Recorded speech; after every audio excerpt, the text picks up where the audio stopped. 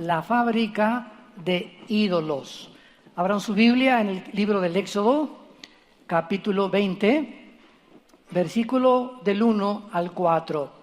Tengamos en cuenta lo siguiente: este es el primer mandamiento del Decálogo o de los 10 mandamientos. Y siempre que Dios dice, busca, ¿qué? Primero el reino de Dios y su justicia, y lo demás te estará dado por añadidura. El hecho que este mandamiento sea el primero implica ya de por medio la naturaleza de su importancia y la profundidad de su conocimiento que vamos a descubrir en esta mañana. Y habló Dios todas estas palabras diciendo: yo soy Jehová tu Dios, que te saqué de la tierra de Egipto, de casa de servidumbre. No tendrás dioses ajenos delante de mí. No te harás imagen ni ninguna semejanza de lo que esté arriba en el cielo, ni abajo en la tierra, ni en las aguas debajo de la tierra. No te inclinarás a ellas ni las honrarás, porque yo soy Jehová tu Dios, fuerte, celoso, que visito la maldad de los padres sobre los hijos hasta la tercera y cuarta generación de los que me aborrecen, y hago misericordia a millares y los que me aman y guardan mis mandamientos. Es increíble que la mayor parte de las personas todavía, de que esto se escribió hace cientos de siglos, sigan creyendo que un ídolo es nada más una estatua o algo que tenemos ahí fabricado en la casa. Y aunque es verdad que estos son ídolos, esto es mucho más profundo de lo que nos podemos imaginar. Y vamos a comenzar a profundizar en esto de una forma maravillosa, con la ayuda, desde luego, del Espíritu de Dios. Es increíble que después de que empezó la crisis económica mundial, a mediados del 2008, cuando cayó la bolsa de valores 777 puntos, se comenzó a producir la serie de suicidios, una serie trágica de suicidios de personas que habían sido no millonarias, billonarias y trillonarias. Escuchen esto: el director financiero de Freddie Mac, de la Federal Home Loan Mortgage Corporation, se ahorcó en su sótano. El director general de Sheldon Good, compañía de subastas inmobiliarias de Estados Unidos, se pegó un tiro en la cabeza sentado detrás de su carro Jaguar deportivo rojo. Un director financiero francés que había invertido la capital o su capital de muchas familias reales europeas y que perdió en esta bolsa 1.400 millones de dólares debido al fraude de Bernard Madoff Ponzi, se cortó las venas y falleció en su despacho de Madison Avenue. Un alto ejecutivo danés que trabajaba para el banco HSBC se ahorcó en el armario de su ropero en su suite de un hotel Knightsbridge en Londres, que costaba 500 libras la noche. Cuando un directivo de la compañía Bear Stearns se enteró que no lo iban a contratar en JP Morgan Chase y que había absorbido su compañía en bancarrota, tomó una sobredosis de drogas y se aventó desde el piso número 29, donde estaba su oficina. No cabe duda, como dijo un famoso escritor, que existe una extraña melancolía que invade a los habitantes de los Estados Unidos, aún en medio de la abundancia. ¿Por qué? Porque continúan millones de seres humanos, no solamente en Estados Unidos, sino en el mundo entero, tratando de encontrar su propósito, su éxito. Si no llego a ser notario, si no llego a ser licenciado, si no triunfo en los deportes, si no soy la primera Miss Universo del mundo, si no alcanzo la cima entonces no tiene mi vida ningún propósito ni ningún significado. Ahora bien, existe una grandísima diferencia entre la tristeza y la desesperación. Por ejemplo, la tristeza es un dolor que existe, hay maneras de aliviarlo, como el consuelo familiar, o etcétera, etcétera. Pero la desesperación es inconsolable. ¿Por qué? Porque nace de perder algo esencial. Una persona desesperada es una persona que ha llegado a un rincón en su vida que dice, si no tengo eso, entonces no tengo ningún sentido en mi vida. Si esa persona me abandonó o si se fue mi esposo, algo en lo cual tú hayas centrado la razón de tu existencia y lo pierdas, se convierte en una desesperación. Y se fue mi novia, y se fue mi novio, y se cayó mi casa, y perdí mi empleo. Cualquier cosa en la que pongamos todo nuestro ser, nuestros sentimientos, nuestras emociones y la razón de nuestra existencia, es un ídolo. Es un ídolo. ¿Cuál es entonces la razón de esta melancolía que invade nuestra sociedad y que se ha convertido en una desesperación? Para encontrar hombres ejecutivos, como les acabo de mencionar, que ¿quién pudiera negar cuando ellos llegaron a la cúspide? Millonarios, trillonarios, ejecutivos de compañías, de bancos, triunfaron en el área de la tecnología, de la ciencia, etcétera, etcétera. Cualquiera podría decir, pero esas personas, nadie puede ver el corazón más que Dios. Son personas que, si es cierto, llegaron a la cúspide del éxito. Sin embargo, ellos interiormente, en su corazón, eran las personas más miserables de esta vida, como lo vamos a ir desarrollando. Vemos pues que la mayoría de la gente, cuando se menciona la idolatría, siempre les trae a la mente un pueblo primitivo postrándose en diversas estatuas, tótems o monumentos. Y dentro de la cultura greco-romana tenían muchísimos dioses ante los cuales se postraban. En el capítulo 17 de los Hechos, cuando Pablo llega a Atenas, la cuna de la filosofía y del pensamiento intelectual de la época de oro de los griegos, que los romanos absorbieron el helenismo, vemos nosotros que el más famoso de ellos era un filósofo de los que comenzaban a discipular a los estoicos y a todos los que estaban buscando la razón, que cuando Pablo llega a Atenas ve un monumento inmenso de los filósofos que decía al Dios desconocido. Y entonces Pablo lo invitan porque estaban interesados en conocer, pues a ver tú qué piensas del mundo, cuál es tu punto de vista, cuál es tu perspectiva de la vida. Los filósofos se la pasaban todo el día tratando de buscar la razón del propósito de su existencia, si la verdad pura, si no era la verdad pura, si valía la pena vivir por eso. Y entonces Pablo les dice, en todo veo que son muy religiosos. Y vemos de qué forma estaban asociando la religiosidad de una estatua, de un Dios que desconocían, cuando venía un hombre llamado Pablo y les comenzaba a demostrar que esa estatua, cuyo Dios adoraban sin conocerle, era el Dios que él les iba a anunciar. Los griegos tenían a Afrodita, la diosa de la belleza, Ares, dios de la guerra, Artemisa, diosa de la fertilidad y de las riquezas, a Hefesto, dios de las artesanías, y a Poseidón, el dios del mar y de las tormentas.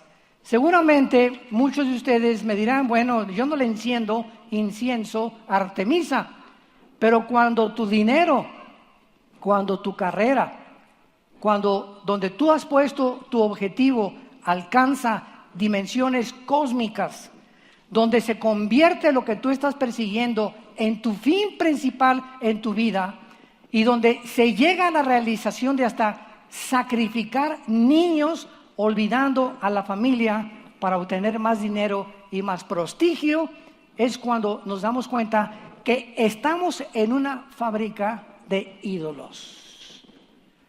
Miles de políticos, artistas, deportistas que afirman amar a sus familias se pasan el 80-90% de sus vidas trabajando, haciendo giras artísticas o juegos o viajando por todo el mundo, y cuando llegan a los 40, 50 años, o si viniera Cristo ahorita en un momento y viera nuestra vida, ¿qué hiciste en tus 50 años de vida? Bueno, la tercera parte, estamos hablando de más o menos como 15, 17 años, dormir. Si llegas a los 60, 20 años te la pasaste dormido, ¿sabías? De 60 años, 20 nos los pasamos en la cama. Y los otros 40 años, dice Dios, vamos a analizar tu vida. ¿Qué prioridades tenías en esos 40 años que te quedaron? Bueno, vamos a ver que casi no tuviste tiempo para lo más importante que yo les he dado, que es la familia. No tuviste tiempo para tus hijos, para tu esposa, ni para tus nietos. Te ibas el domingo y en tus vacaciones y te llevabas tu laptop y tu computadora. Ni siquiera dejabas de trabajar en tus vacaciones, porque hiciste de tu trabajo un ídolo. Volcaste todo en eso completamente e hiciste a un lado lo más importante que yo te quería dar. Veamos nosotros que esta gran catástrofe económica del 2008 dejó al descubierto lo que se denomina la cultura de la codicia. La Biblia menciona en Colosenses capítulo 3, versículo 5, que la codicia es idolatría. Dice Colosenses 3, 5, hagan morir lo terrenal en vosotros: fornicación, impurez, pasiones desordenadas, malos deseos y avaricia, que es idolatría. Todos estos grandes ejecutivos que les acabo de mencionar, que llegaron supuestamente a la cumbre, a la cúspide del éxito, de la belleza, del deporte o lo que ustedes quieran, eran idólatras. Eran personas que precisamente por no entender que lo más importante en la vida es que nuestra vida tiene que girar alrededor de un eje. No puede ser el trabajo, no puede ser mi hijo, no puede ser mi esposa, no puede ser mi carrera, no puede haber nada alrededor de lo cual mi vida gire si no es Dios. Cualquier otra cosa en la cual nosotros estemos poniendo como el eje central de nuestra vida es un ídolo. Y esta es la razón por la cual lo vamos a ver al final con la vida de Abraham, por lo cual Dios nos manda que no tengamos ningún otro pensamiento, lo que se llama imagen en el hebreo, ninguna otra imagen de negocios o de esto o del deporte o de aquello, nada en mi mente, ninguna imagen que pueda llegar a controlarme, donde yo me centre completamente, que no sea Él. Y muchos preguntaríamos, ¿verdad? En este momento, como yo me hice esa pregunta hace muchos años, bueno, ¿qué será Dios, un ególatra? ¿Por qué solamente quiere que Él sea el único en el cual yo centre mi vida y gire mi vida? Soy médico, no hay ningún problema que seas médico, pero que tu carrera médica gire alrededor de Él. ¿Quieres ser artista? No hay ningún problema, pero que tu carrera gire alrededor de Él. ¿Quieres ser deportista y quieres llegar a formar parte de la selección mexicana? No hay ningún problema, pero que tu deporte no se convierta ni tu carrera en el centro donde gira tu vida, sino que sea Dios. No importa lo que hagamos en la vida, mientras Él sea el centro alrededor del cual todo está centrado. Si no es Él alrededor de lo cual mi vida está girando, voy a llegar algún día a la desesperación y te vas a quitar la vida. O vas a perder completamente de vista que hay cosas más importantes que lo que nosotros nos imaginábamos que podíamos tener. La mayor parte de las personas, repito, piensan que los ídolos son estatuas físicas o la estrella pop del momento. Sin embargo, la adoración interna de los ídolos es la que se rinde dentro de nuestras emociones, y nuestros sentimientos. ¿Por qué? Porque incluso podemos convertir nuestra propia vida y nuestra carrera en un ídolo. Vean, por ejemplo, los ejemplos que les quiero mostrar. ¿Cuántos jugadores de diversos equipos de béisbol, de fútbol o tenistas, en un intento de jugar mejor que sus oponentes, llegan a comenzar a usar esteroides y drogas, porque quieren ser los mejores? Hubo una tenista que fue campeona mundial del tenis, Steffi Graf, y ella cuando ganó y llegó a los 45, 50 años de edad, comenzó a contarle a la gente que la rodeaba que era la persona más miserable del mundo. Y le preguntaban, oye, pero tú fuiste campeona de tenis. Entro a tu casa y tienes 15 trofeos de la mejor tenista del mundo. Y además tienes millones de dólares. Y ella contestó y dijo, sí, pero ya no puedo seguir jugando. Era mi adrenalina, era lo que me daba propósito para vivir. Ahora soy la persona más miserable y más vacía de la vida, porque ella convirtió el tenis en su ídolo, en el centro donde giraba su vida. Y cuando ya no pudo jugar tenis, cuando un futbolista de soccer o de beisbolista llegan a los 30, 35, 40 años de edad, o cuando un torero llega a una edad en la que ya no puede seguir toreando, o cuando un político ya llegó a la presidencia y alcanzó la presidencia y acaba a los 50, 55, 60 años su carrera y se da cuenta que después de eso, ¿qué? ¿Ahora qué persigues? Ya tuviste todo. Es que me siento mal porque quiero seguir siendo político, quiero seguir figurando. Y fue lo que dijo también la famosa cantante Madonna cuando la entrevistaron en Nueva York. Madonna dijo lo siguiente: es que para mí cuando yo entro a un espectáculo necesito la adrenalina del aplauso y de que yo me sienta como una diosa. Y siempre que regreso a mi camerino en la noche de mi hotel o al cuarto de mi hotel, soy la persona más miserable del mundo, porque me he dado cuenta que no puedo vivir sin el aplauso y la adoración de mis fans. ¿Y ahora ella a qué le tiene miedo? Le preguntó la persona que estaba entrevistándola. Y ella contestó, bueno, tengo 55 años de edad. Ella tiene 55 años de edad actualmente. ¿Qué va a hacer cuando llegues a los 60 y ya no tengas a tus fans? Llegan a la desesperación y se suicidan. O como Michael Jackson, Elvis Presley y cantidad de artistas o deportistas comienzan a huir de la realidad, uniéndose en el mundo oscuro de las drogas. Porque solo las drogas los mantienen alejados de la realidad, y en las drogas ellos encuentran un escape, porque la realidad es demasiado cruel para sus vidas. No la pueden enfrentar porque eso no es el destino que ellos buscaban. ¿Me van siguiendo? Más les vale.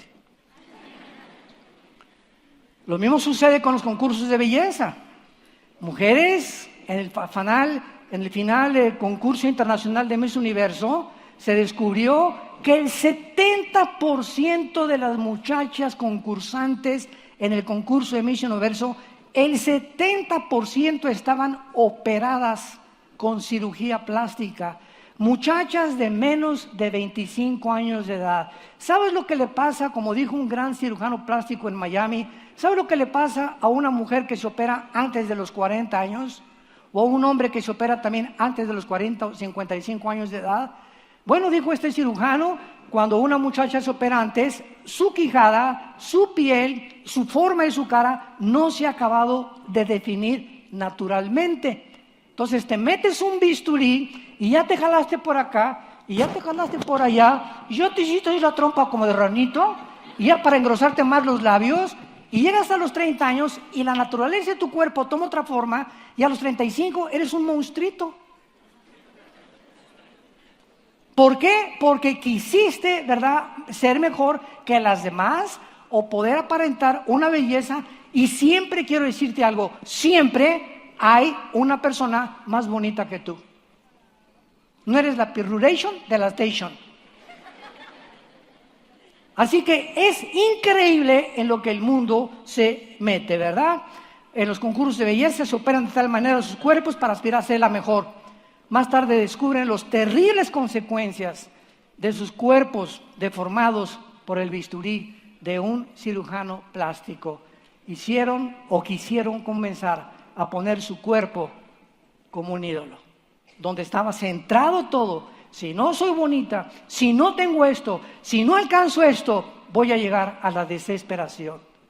Porque este es el propósito que me mantiene. Mientras sienta que soy bonita y soy bella, podré seguir navegando en aguas tranquilas en esta vida. ¿Qué es un ídolo? Es algo que es más importante para nosotros que Dios. Cualquier cosa que cautive nuestro corazón, nuestras imaginaciones, cualquier cosa que busquemos y que creamos, que nos está proporcionando más felicidad y más sentido y más propósito que Dios, no tengas ninguna duda de llamarlo un ídolo verdadero. Un ídolo es algo en que invertamos la mayor parte de nuestra pasión, de mi energía, de mis recursos emocionales y económicos. Y puede ser mi carrera, puede ser un hijo, puede ser un esposo, una esposa, un deporte, un noviazgo, mi belleza, el intelecto, una causa política, etcétera, etcétera. Y lo más interesante de esto es que también hay ídolos intelectuales. Escúchenme, estudiantes de filosofía. Muchas veces estos ídolos intelectuales se llaman ideologías. Permítanme darles el ejemplo de dos ideologías que se convirtieron en ídolos en el siglo XX de la mayor parte de las universidades. Por ejemplo, los europeos a finales del siglo XIX y principios del XX se convencieron de las enseñanzas de un francés filósofo ateo llamado Rousseau. Y este hombre, Rousseau, propugnó esta ideología. La bondad, escribió, innata de la naturaleza humana es que nuestros problemas sociales son el resultado de una educación y una socialización equivocada. Rousseau comenzó a enseñar de que el problema del ser humano y las guerras y por lo que hay crímenes y delincuentes es que se necesita más educación. Y si comenzamos a educar mucho mejor a la gente y adaptarla a la sociedad donde la gente vive, entonces eso se va a terminar. Sin embargo, la Primera Guerra Mundial, y la Segunda hizo pedazos este espejismo. ¿Por qué? Porque nos dimos cuenta que en estas dos guerras, ¿quiénes fueron las más grandes víctimas principalmente de la Segunda Guerra Mundial? 85 millones de alemanes, damas y caballeros. No estoy hablando de 85 millones de alemanes indígenas, incultos o desleídos y desletrados, como decía Cantinflas.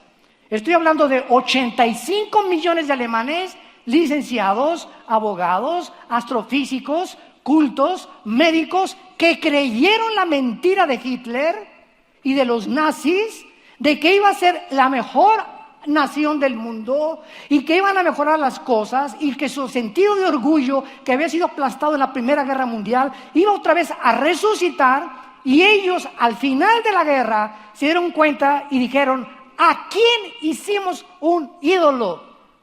A una ideología llamada el nazismo. Más de 7, 8 millones de seres humanos asesinados en aras de un loco psicópata en busca de una raza superior. Y hicieron un ídolo completamente de la ideología de los nazis. Y así pasó con Mao, con el comunismo, y así pasó con Mussolini, con el fascismo. Ideologías que comenzaron a adorarlas y creyendo que eran dioses el nazismo. El nazismo va a ser la respuesta al mundo, el comunismo va a ser la respuesta al mundo, no es el fascismo. Y estas ideologías acabaron completamente con millones de seres humanos. Ideologías de ídolos que comenzaron a fabricarse los filósofos. Y ahora, ¿cuál es el más grande ídolo del siglo XXI que venimos arrastrando desde el siglo XX? El ídolo del darwinianismo. La postulación que hizo Carlos Darwin, que venimos de los animales. se ha convertido en uno de los ídolos más grandes de nuestra cultura. Mi esposa y yo estuvimos en Londres, en el Museo Nacional de Historia, y al entrar al Museo Nacional de Historia de Londres, en el primer piso, todo el primer piso está dedicado a la evolución. Y desde que entras al Museo Nacional de Historia de Londres, encuentras, hace 5 billones de años se pone una calavera, parecía la calavera de una rana. ¿Qué de un ser humano? Y pasaron 2 millones y otra calavera, y otra calavera, y otra calavera, y dicen que así fuimos evolucionando nosotros. Es increíble que en una nación tan civilizada como Londres, como Francia, como el Reino Unido, Alemania, etcétera, etcétera, en las universidades, en Harvard, Princeton, Yale, Oxford, sigan enseñando que venimos de los animales. Se ha convertido el darwinianismo en un ídolo. Nadie quiere aceptar la verdad, que es una verdad anticientífica, que no se puede demostrar ni biológica, ni física, ni tampoco genéticamente. La misma ciencia contradice que vengamos de los animales. Desde que en 1954 el doctor Watson Crick descubrió la hélice del ADN, del ácido desoxirribonucleico. Pero es un ídolo en las universidades y se adora a la ideología darwiniana, como si realmente nosotros tenemos nuestra ascendencia en los animales. Como le dije a un maestro de la universidad, no se enojen ustedes cuando los estudiantes se vuelven como animales, porque ustedes les han enseñado a portarse como changos. Vemos nosotros esta tendencia a la idolatría en el deporte, en la política, en las ideas y en la filosofía. ¿Y cómo es posible, verdad, que muchas veces tú puedas preguntarte? Esa es una conclusión que yo he llegado. Una muchacha es bonita, tiene 18, 20, 25 años de edad. ¿Y cómo es posible que el deseo de su corazón pueda convertirse en el final de su propia destrucción? ¿Cómo es posible que muchas veces cuando queremos obtener, yo quería ser licenciado, notario o político o jugador, ¿cómo es posible que un buen deseo, porque al principio son buenos deseos, no hay nada de malo de poder aspirar a ser alguien mejor en la vida, ¿correcto? No hay nada de malo en eso. Pero ¿cómo es posible que eso se pueda convertir después en algo catastrófico que acabe destruyéndome lo que comenzó con un deseo lícito y natural para buscar? Y la Biblia menciona claramente en Romanos capítulo 1 que una de las peores cosas que Dios puede hacer al juzgar a una persona es entregarla a la obsesión de los deseos de su corazón. Por ejemplo, un homosexual puede llegar a tener la homosexualidad como un ídolo, a decir, es que si yo no soy así, no voy a poder desenvolverme en el mundo. Oye, ¿por qué no consideras que estás equivocado? ¿Por qué no consideras pararte enfrente al espejo y bajarte los chones? Y que el espejo te diga si eres gallo o gallina. Que la misma biología te lo diga. Y que tú digas, Dios mío, físicamente soy un macho. Pero aquí me dicen, no, ¿verdad? No eres esto, eres lo otro. Entonces, considera, no. Pero si tú te aferras y eso se convierte en una obsesión, la Biblia dice que Dios te entrega. No es que yo soy así, yo no voy a cambiar. Soy un ladrón y seré un ladrón toda mi vida. Es que yo soy así. Y yo soy misógino y golpeo a las mujeres. Y así fue mi abuelo, y así fue mi padre, y así voy a seguir siendo yo. Cualquier deseo que nosotros insistamos en permanecer en él, si darle oportunidad a Dios que nos cambie, Dios sabe, fíjense, lo vamos a leer, Dios sabe cuando alguno de nosotros hemos llegado a un punto de decir, no quiero cambiar, o quiero seguir siendo así, y es en ese momento la peor tragedia que pueda sucedernos, porque en ese momento Dios te dice, sí, pues déjame ayudarte un poquito más y te voy a empujar yo mismo para que esa obsesión que tú tengas, la cumplas, y cuando la cumplas, descubras que tocaste fondo por haberte olvidado de mis mandamientos. Dicen Romanos capítulo 1, versículo 24. Por lo cual Dios también los entregó a la inmundicia. Noten ustedes que es Dios el que empuja, entrega a las personas degeneradas moralmente, que insisten en seguir viviendo unas vidas sórdidas, oscuras, alejadas de la pureza sexual.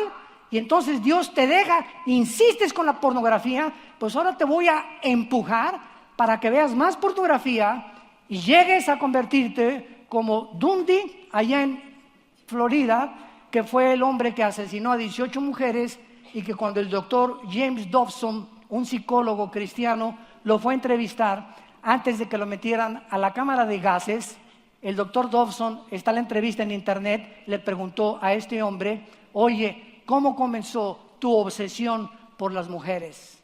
Que te llegó inclusive a matarlas a 18, porque la obsesión fue tan grande que dijo: no solamente las deseo, sino que las quiero ahora matar y ya muertas seguirlas violando. Y este hombre le contestó al doctor Dobson: la pornografía. La pornografía, que comenzó a los 12 años de este hombre, se comenzó a crecer como un monstruo grandísimo, como un Godzilla, que cuando te das cuenta, el monstruo que traemos dentro nos hace así: yo soy el que mando aquí, ya te di mucha oportunidad, se acabaron tus puertas de salida, ahora yo te voy a comer. Y así pasa con todas las cosas que se convierten en una obsesión en nuestra vida, que no queremos abandonar, que nos guste el pecado, no hay ningún problema. Dios nos dejó la libertad, Dios te deja pecar. Y si tú insistes, Él te entrega a que peques más profundamente todavía. Dios los entregó. Y vean esta frase otra vez en el versículo 26, porque por esto Dios los entregó a pasiones vergonzosas.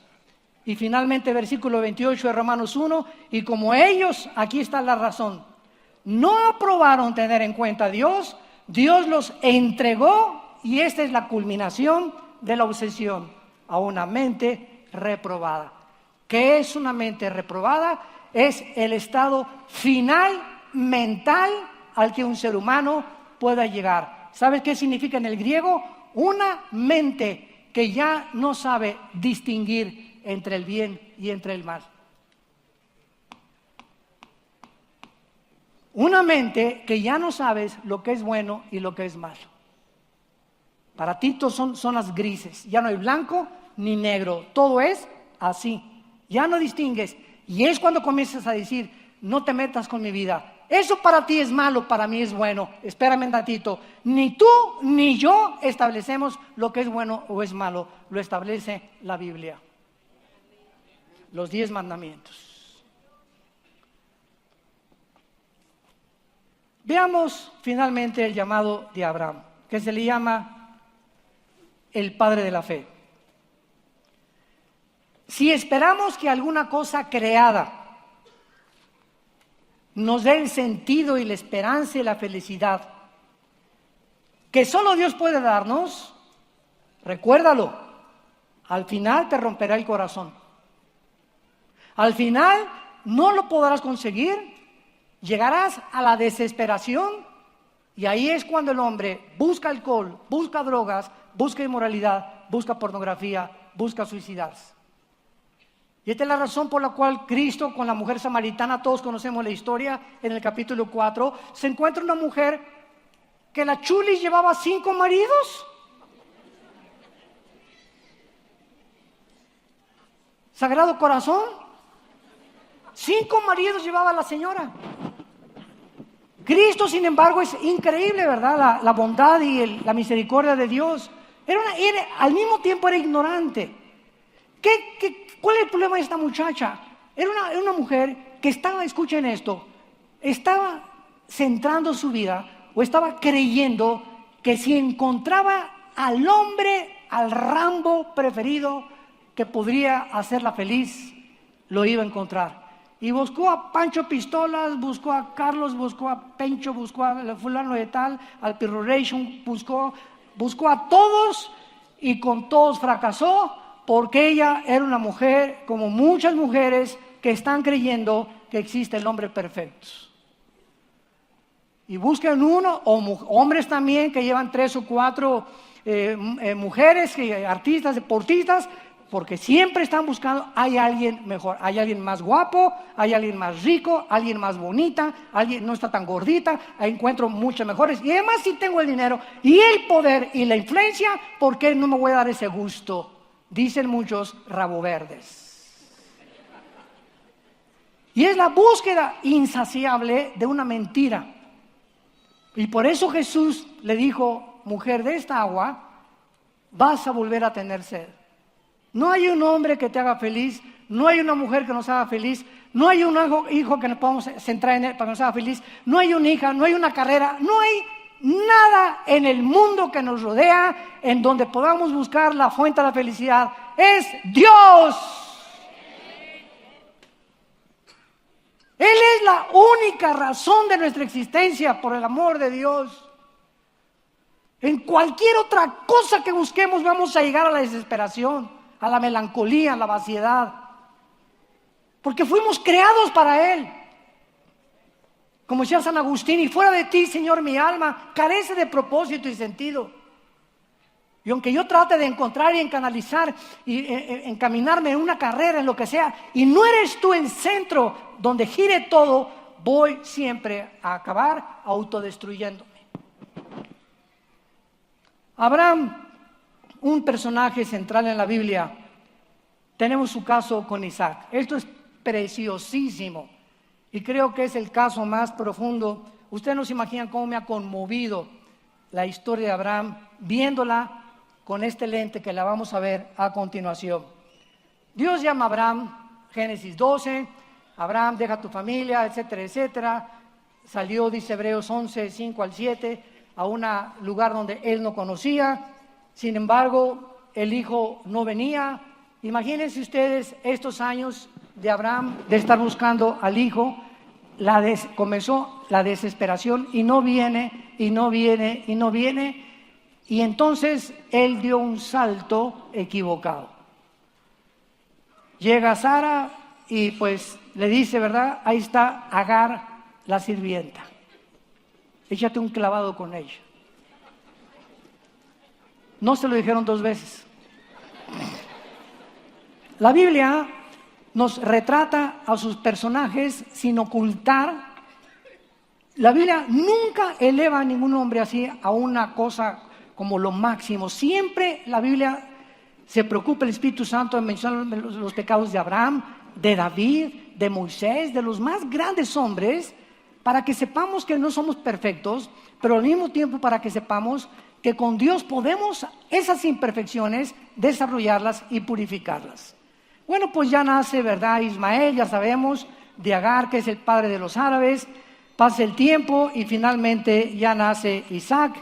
Y entonces Abraham comienza a desarrollar una relación padre-hijo con Isaac y encuentra, ¿verdad?, que Isaac era ese deseo, propósito, razón por lo cual él estuvo esperando tantos días y sin que Abraham se hubiera dado cuenta.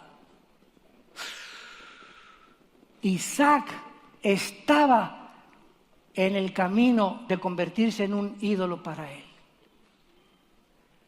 Porque comenzó a darle tanta devoción a ese hijo que durante tanto tiempo esperó, que comenzó a volcar completamente su vida, a centrarla en Isaac.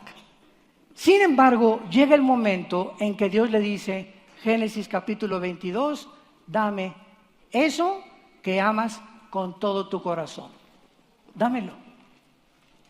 Y en ese momento, Abraham, sabemos la historia, enalbarda a sus asnos, a sus burros, a lo que tuviera ahí, a sus sirvientes, le habla a Isaac, se encaminan hacia el monte, y cuando Abraham levanta el cuchillo para matar a su hijo, la voz que aparece en el cielo es, ahora veo que temes a Dios. Desde luego esto no se refiere a tener miedo, sino a entregarle de todo el corazón sus sentimientos y emociones a Dios. En otras palabras, la voz le decía: ahora sé que me amas más que cualquier otra cosa en este mundo. Sin embargo, esto no significa, síganme con mucho cuidado,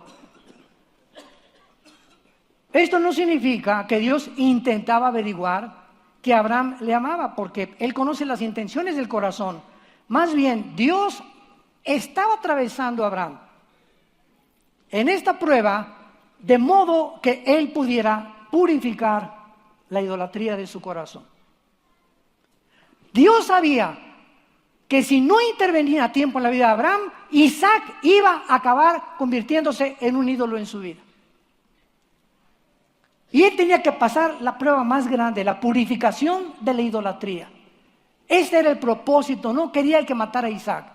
Simplemente evitar, por el amor tan grande que Dios le tenía a Abraham, de que se convirtiera él en un ídolo, su propio hijo de él. ¿Por qué? Vean ustedes qué cosa más tremenda.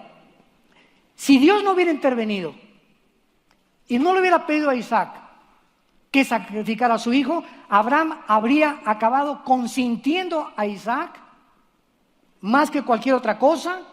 Y cuando una persona consiente a alguien o a un hijo demasiado, entonces se muestra furioso, cruel y tal vez violento cuando el hijo decepciona. ¿No es verdad? ¿Por qué? Porque los ídolos esclavizan. Los ídolos esclavizan. El amor y éxito de Isaac se hubiera convertido en la única meta y alegría de Abraham. Y Dios no quiere que ningún hijo de nosotros, ninguna esposa, ningún esposo, ningún hombre, ninguna mujer, ningún trabajo, ningún deporte, nada en la vida pueda convertirse en nuestra meta, ni en el objeto donde centremos todas nuestras emociones y todos nuestros sentimientos. Amarás a Dios con todo tu corazón, con toda tu mente y con toda tu alma. A Él. Porque entonces descubrirás que si tú me amas a mí con todo tu corazón y con toda tu alma, y yo soy el objeto, la razón, el propósito por el cual tú existes, tú vas a perder algún día a tu esposa, a tu hijo, tu dinero en la bolsa de valores, no importa lo que sea. Vivimos en un mundo completamente desaparece todo, es un mundo completamente que no hay nada seguro, todo es completamente temporal. Y cuando tú lo pierdas, nunca llegarás a la desesperación, nunca intentarás huir por una puerta falsa. ¿Por qué? Porque yo soy tu roca, tu sostén, mi fortaleza, castillo mío, mi Dios, decía David, ¿en quién confiaré? Qué lógica tan grande, ¿verdad? Ahí está la razón. Ahí está la razón. Yo me preguntaba muchas veces por qué Dios quiere que Él sea el centro. ¿No será un ególatra ese Dios que estamos adorando? ¿Por qué quiere que todos se centren en Él? Al contrario, es un Dios de amor. Y por ese amor que Él nos tiene, Él sabe que si nuestro amor no está canalizado y dirigido a Él nada más, vamos a desesperarnos. Nos va a invadir una melancolía cuando perdamos en aquello que creíamos que se convertiría en el centro de nuestra existencia. Ahora es increíble que después, cuando comenzó Abraham a acercarse a Isaac y a Isaac tirado ahí en el altar para ser sacrificado, la enorme diferencia fue cuando Cristo, 2000 años después, en el mismo monte Moriah, donde Abraham iba a sacrificar a su hijo, en el mismo monte, 2000 años después, Jesús gritó: Dios mío, ¿por qué me has desamparado? Y ahí no hubo una voz que le contestara y que muriera por nosotros. Nadie le contestó a Jesús. En lugar de esto, el Padre pagó el precio con su silencio. Y ahora nosotros, al saber esto, podemos contemplar el sacrificio de su Hijo y decirnos: Padre, si tú no perdonaste a tu Hijo, ahora yo sé que me amas porque no has negado a tu Hijo a mi vida.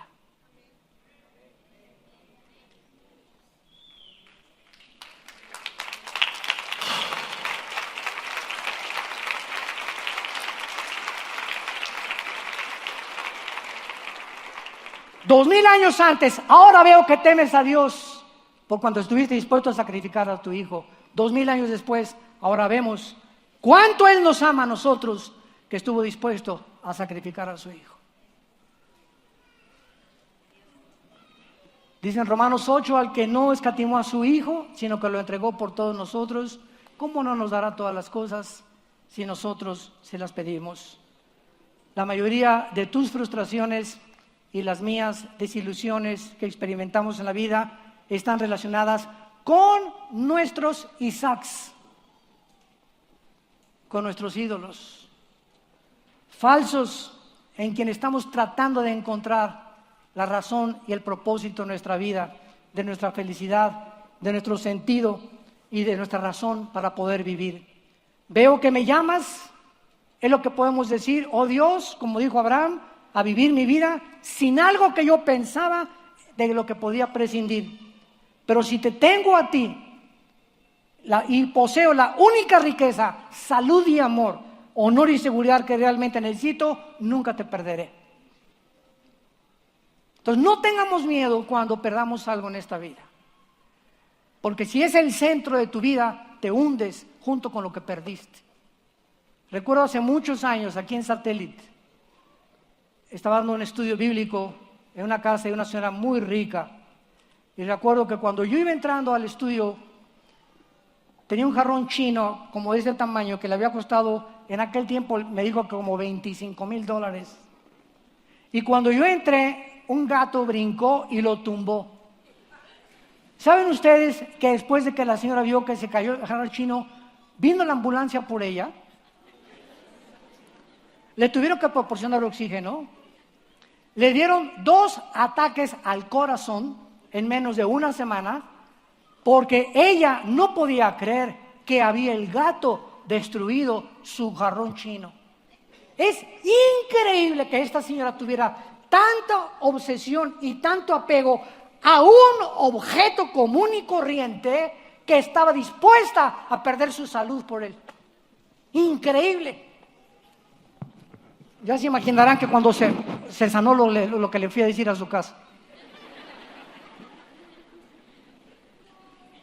Ella ya no existe, ella murió hace algunos años, pero recuerdo, ¿verdad?, que cuando la fuimos a visitar al hospital, le decía a su casa, fue lo que le dije: usted, señora, había hecho de un jarrón un ídolo en su corazón. Y cuando ese ídolo desapareció, me dijo, ¿pero por qué un ídolo? Porque demostró que cuando usted lo perdió, estaba dispuesta usted o a punto de perder su propia vida por él.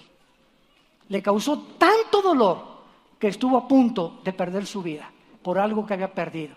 Toda esta lista de hombres millonarios que les mencioné tenían tanto puesto su vida y centrado sus vidas en el dinero, que cuando perdieron todo por lo cual habían vivido y trabajado y entregado, desapareció, su vida no tenía propósito ni sentido para seguir viviendo. Gracias a Dios que Pablo dijo, ¿verdad? Filipenses 4, porque estoy acostumbrado a vivir sin tener nada y tener en abundancia. Dios quiere que nosotros sepamos que si con dinero o sin dinero, no es el dinero ni lo que tenemos el centro por lo cual estamos contentos y felices. Y cuando nos da dinero, que no pongamos todo nuestro corazón en ese dinero, porque Dios deshace como polilla, como lo hizo con estos millonarios, lo más apreciado del ser humano. Aprendamos a que sin tener dinero y teniendo dinero, todo lo podemos en Cristo que nos fortalece. Él es nuestra roca, Él es nuestra sustancia, Él es nuestro Salvador. Te damos gracias, Señor. Te bendecimos, Jesús, porque tú has sido y serás únicamente el centro total de nuestra adoración. Oh Dios, me amarán con todo mi corazón, dice el Señor. No tengan ídolos delante de ustedes. No tengan nada, absolutamente nada, ya sea objetos o personas, donde centres tu vida. Soy yo, Jehová tu Dios, que te esfuerzo, que te digo no desmayes, estaré contigo todos los días hasta el final de tu vida. Yo soy tu Dios que te esfuerzo. Diré, alma mía, esperanza mía, mi Dios, en quien confiaré. Él te librará del lazo del cazador. No permitirá que tus pies sean atrapados en la red. Sus ángeles acamparán a nuestro alrededor. Nunca nos dejará ni nos desamparará. Y por cuanto en Él has puesto tu confianza, dice el Señor, yo también te libraré. Pondré tus pies sobre la roca y te haré conocer los secretos de mi sabiduría. Busquen ante todo sabiduría, más que el oro y que las piedras preciosas. ¿Por qué? Porque si tenemos abundancia de bienes materiales y riquezas, sin la sabiduría de Dios, esas riquezas nos van a corromper, nos van a echar a perder y las vamos a desperdiciar viviendo perdidamente. Pero cuando lo buscamos a Él y nos dé riquezas, sabremos cómo utilizarlas para su gloria y para su reino. En quien oramos, en el nombre bendito del Hijo de Dios. Amén.